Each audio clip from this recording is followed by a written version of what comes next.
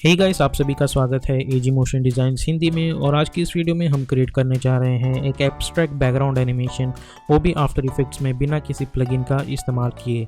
और अगर आपको मोशन ग्राफिक्स से रिलेटेड और भी चीज़ें देखना पसंद है तो आप मेरे यूडमी कोर्सेज भी ज्वाइन कर सकते हैं, लिंक मैंने डिस्क्रिप्शन में दे दिया है। और अगर आप इस चैनल पर नए हो तो इस चैनल को सब्सक्राइब कर दीजिएगा और बेल आइकॉन पर भी क्लिक कर दीजिएगा। तो बिना वक्त ज़ाय किए चलिए स्टार्ट करते हैं।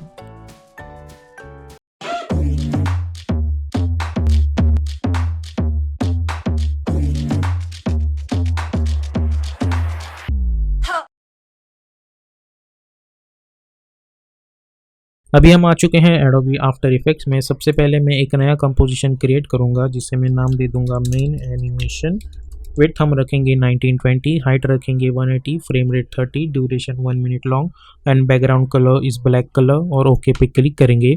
उसके बाद हम जाएंगे choose grid and guide option में और टाइटल सेक्शन पे क्लिक कर देंगे।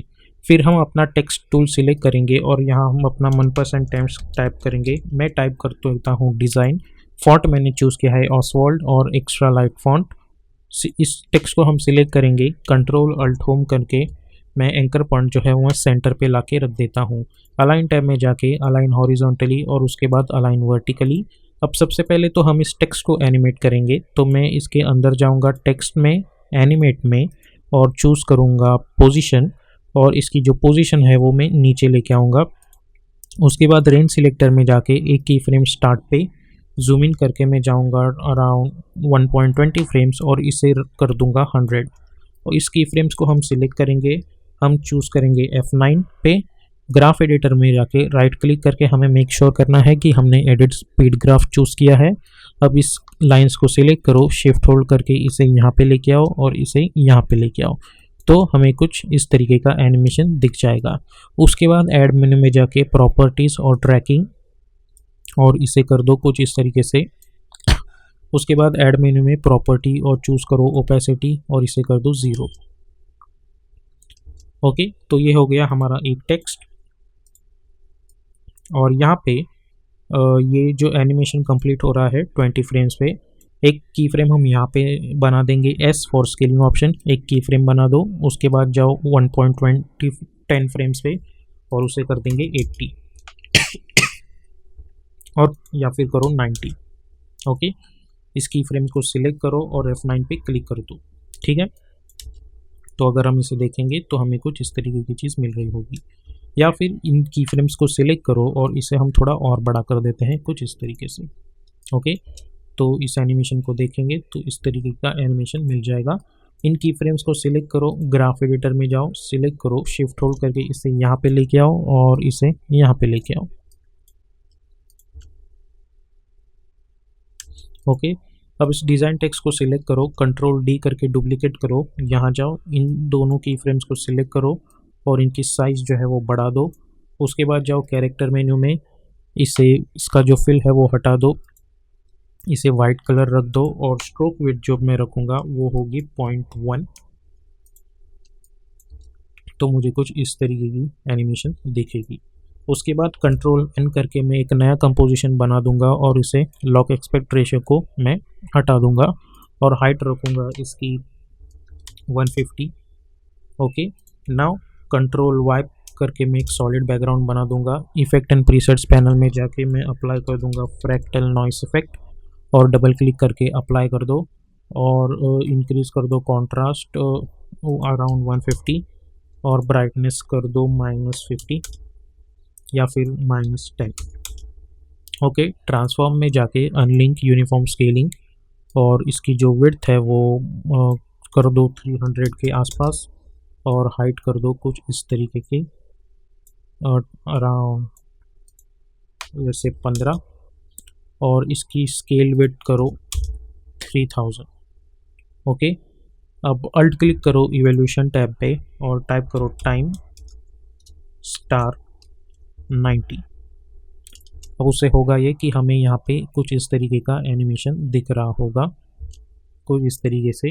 अब हम जाएंगे मेन एनिमेशन कॉम्प में, कंट्रोल 0 करके हम अपना ये जो कॉम्प लेयर है वो इसे यहाँ पे लेके आएंगे कुछ इस तरीके से। अब हम जाएंगे इफेक्ट एंड प्रीसेट्स पैनल में और यहाँ पे हम अप्लाई करेंगे मेश वार्प इफेक्ट और डबल क्लिक करके अप्लाई कर दो इसे। और इसका जो रो की जो वैल्यू है वो हम हटा देंगे और इसका ये पॉइंट और ये पॉइंट ऊपर करके यहाँ पे लेके आओ, उसका ये और ये पॉइंट नीचे करके यहाँ पे लेके आओ, ये पॉइंट और ये पॉइंट, या फिर कंट्रोल Z करो। ये जो कॉलम्स है वो मैं 4 पे रख देता हूँ, इसे एक यहाँ, इसके 2 पॉइंट्स मैं यहाँ पे लेके आऊँगा, इसके ये 2 पॉइंट्स मैं कुछ यहाँ पे एडजस्ट कर दूँगा और इसके ये 2 पॉइंट्स मैं यहाँ पे लेके आऊँगा और इसके ये 2 पॉइंट्स यहाँ पे लेके आऊँगा। ओके, और ये जो पॉइंट्स है वो हम कुछ इस तरीके से एडजस्ट कर सकते हैं यहाँ पे।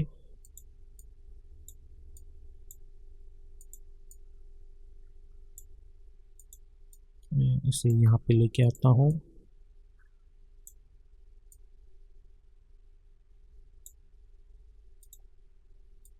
इसे यहाँ से यहाँ पे लेके आता हूँ। ओके, अब ये कॉम जो है मैं उसे नीचे ला के रख दूँगा। ठीक है, इस मेश वेब पे आप फिर से सिलेक्ट करो, ये पॉइंट इसे यहाँ पे लेके आओ और इसे यहाँ पे लेके आओ, इसे यहाँ पे लेके आओ। ओके, इसे ऐसे एडजस्ट करो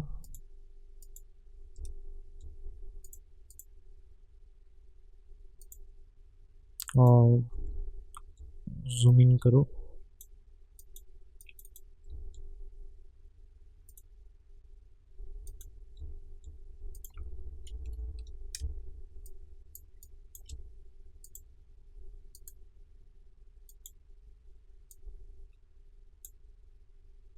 ओके, और इसे यहाँ पे लेके आओ। अब इसे मैं कर दूंगा फिट। अब इसे हमें सिलेक्ट करना है और उसकी जो क्वालिटी है वो मैं कर दूंगा 10, जिसकी वजह से वो स्मूथनेस यहाँ पे दिख जाएगा। और अगर आप चाहें तो इसके रोज जो है कॉलम्स वो कुछ इस तरीके से आप बढ़ा सकते हैं ताकि वो एक प्रॉपर स्मूथनेस दिखे उसमें। ठीक है,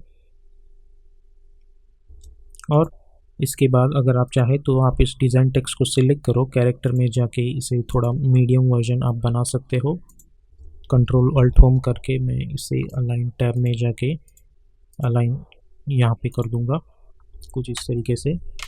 इसकी जो कैरेक्टर है इसके बीच का डिस्टेंस और इसे मैं कुछ इस तरीके से यहाँ पे फॉक्स इटैलिक कर दूंगा और अलाइन सेंटर में जाके रख दो। अब इसके बाद हमें ये करना है कि ये जो डिज़ाइन है हमारा ये नीचे से जाके इसके ऊपर से आ रहा है ऐसा दिखाना है। तो इससे कंट्रोल D करके मैं डुप्लीकेट करूँगा और एक टॉप पे लेके आऊँगा कुछ इस तरीके से।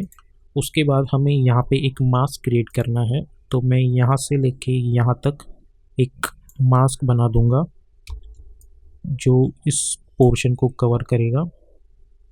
ठीक है, और इसे सिलेक्ट करो, F4 पे क्लिक करो और इसे दे दो अल्फ़ा मास्क। ओके, तो हमें कुछ इस तरीके की चीज़ मिल रही होगी। तो अब जब मैं ये एनिमेशन देखता हूँ तो मुझे कुछ इस तरीके का लुक मिल एंड फील मिल जाता है। तो आप इस तरीके की चीज़ यहाँ पे एडजस्ट कर सकते हो। उसके बाद कंट्रोल Y प्रेस करके यहाँ पे एक सॉलिड बैकग्राउंड बना दो कुछ इस तरीके का। ठीक है, और इस एनिमेशन को अभी हमें एनिमेट करना है तो मैं कॉम्प में जाऊँगा, कंट्रोल Y प्रेस करके मैं एक सॉलिड बैकग्राउंड बना दूंगा।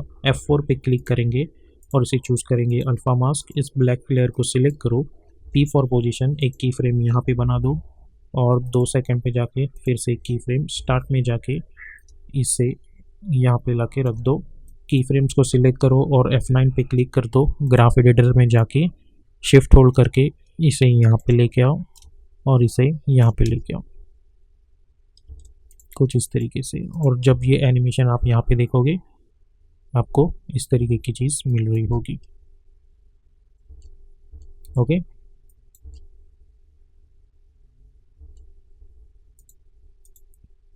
और अगर आप चाहे तो इसे सिलेक्ट करके इफेक्ट एंड प्रीसेट्स पैनल में जाके ब्लर इफेक्ट भी अप्लाई कर सकते हो,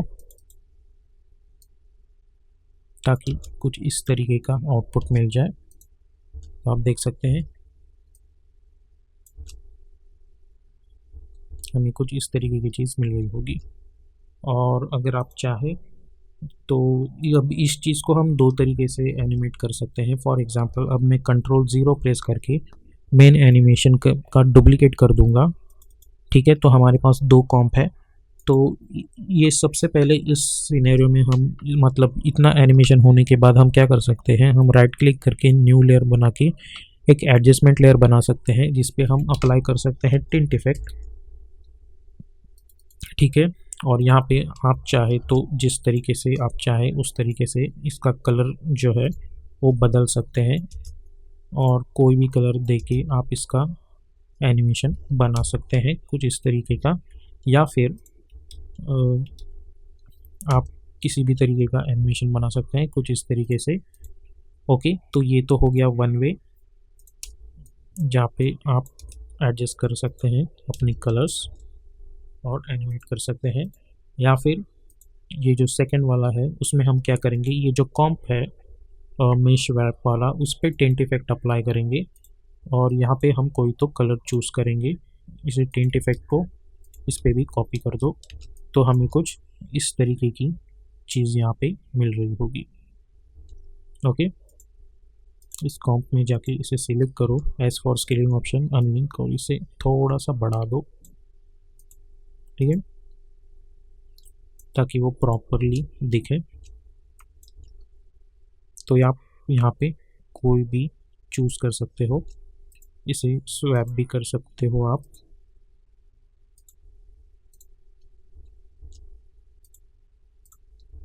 ताकि कुछ इस तरीके की चीज़ मिले। तो it's totally up to you. मैं यहाँ पे चूज़ करूँगा कुछ पर्पल सा कलर, इस टिंट इफेक्ट को कॉपी करूँगा मैं और यहाँ पे पेस्ट कर दूँगा। ठीक है, तो मुझे इस तरीके का एनिमेशन चाहिए था। उसके बाद राइट क्लिक करके न्यू करके आप एक एडजस्टमेंट लेयर बना सकते हो और यहाँ पे आप अप्लाई कर सकते हो ग्लो इफेक्ट, और इसकी जो ग्रो थ्रेशोल्ड है वो करो 95, glow radius 100, glow intensity 0.3। Okay, तो मुझे कुछ इस तरीके की एनिमेशन यहाँ पे मिल रही होगी। तो इस तरीके से आप एक एब्स्ट्रैक्ट मोशन ग्राफिक बैकग्राउंड इसमें बना सकते हैं।